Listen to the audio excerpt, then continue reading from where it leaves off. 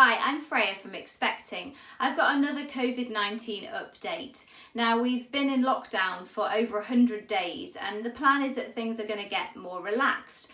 However, how much has actually changed if you're pregnant? Well, not a great deal. You're still considered in the higher risk category, and that's because your immune system is slightly suppressed when you're pregnant, so you are at slightly higher risk of getting infections, of getting viruses. So the idea is to still be really sensible. Now, non-essential shops are open, but I think the key is in the title, non-essential. If it's not essential, you probably shouldn't bother doing it. If you really want to get out, shopping is only going to give you a quick fix of endorphins and leave you feeling empty.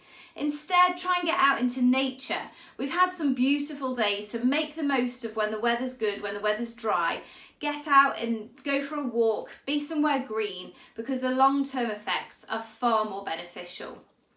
Now, your appointments with midwives are quite similar. A lot of these are happening over the phone.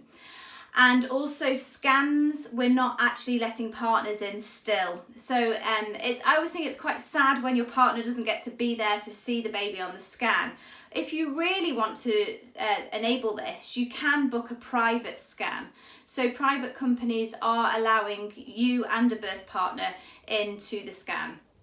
So you can arrange that. They're being quite vigilant about it. Just wait till you've completely left before letting anybody else into the building.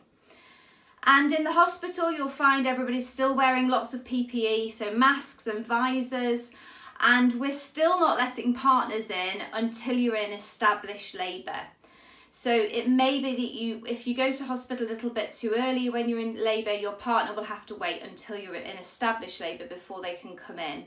I have heard of a few hospitals bending a few rules. So for example, if you have to go in for induction, some places are letting dads in, for example, as you arrive, I guess for extra support, but it almost seems like it depends on the hospital and depends on the day. Once your baby's born, then birth partners will have to leave once you get transferred to the ward, and this generally happens within a couple of hours after the baby's born, but you may be lucky and may be able to stay a little bit longer. But for you new mums, if you run out of items, so you've run out of fresh knickers, you've run out of vests and baby grows for the baby, your partner can drop things off. They don't get to come up and see you, but they can drop another bag off. Make sure, partners, you know where the mums are so you can tell the receptionist where the bag's got to go. But we're trying to work that to work well.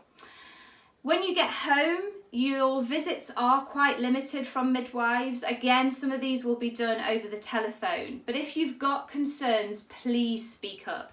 So if you're worried about yourself or your baby, or you feel you need an extra visit, please do call and insist on seeing somebody.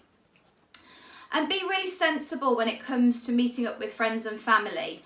So try and meet them in a garden if possible, and just keep your distance as much as possible. It's so hard, you really want everybody to hold the baby, but actually the virus hasn't gone yet. We're not virus free in the UK yet. And some good news, I guess, is GPs are now doing smear tests. So they've had quite a long period where they haven't been doing smear tests. If you're not up to date with your smear, it's really important that you book. So if you're pregnant, you have to wait till you've had the baby, and actually wait till the baby's 3 months old.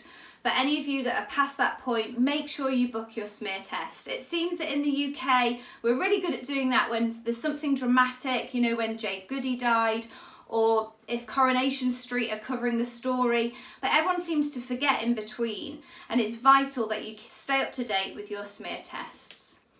And then finally, you can actually register your baby's birth now. So during lockdown, that hasn't been possible until recently. So those of you who still haven't come up with a name, you need to find one. And don't forget to register your baby's birth. I've got visions of in 4 years' time, everyone signing up their baby for school and then thinking, oh my goodness, we don't actually have a birth certificate. They're not actually official, we forgot. There is going to be a backlog, so you may need to phone and book an appointment a while in advance, but make sure that you actually do that. If you found this video to be useful, then check out expectingclasses.co.uk, where we offer a fully comprehensive antenatal course to prepare you for labour, birth and early parenting.